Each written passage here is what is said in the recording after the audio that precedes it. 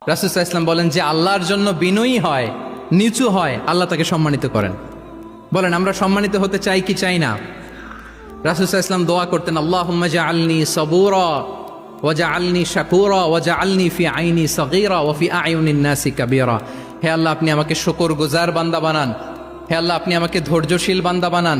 হে আল্লাহ, আপনি আমাকে আমার নিজের চোখে আমাকে ছোট বানান, মানুষের চোখে আপনি আমাকে বড় বানান।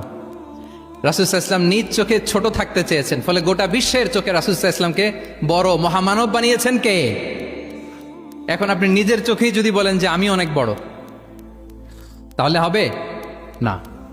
এই হাম্বলনেসটা আমাদের থাকতে হবে। সম্মানিত ভাইয়েরা, আমাদের অনেক তরুণদেরকে আমি দেখি যে নতুন দিনে ফিরেছে, নতুন তার মধ্যে উপলব্ধি আসছে, রিয়েলাইজেশন আসছে যে আগে রং ট্র্যাকে ছিলাম, এখন রাইট ট্র্যাকে আসতে চাই, ইসলামকে অনুশীলন করতে চাই। আলহামদুলিল্লাহ, খুব ভালো।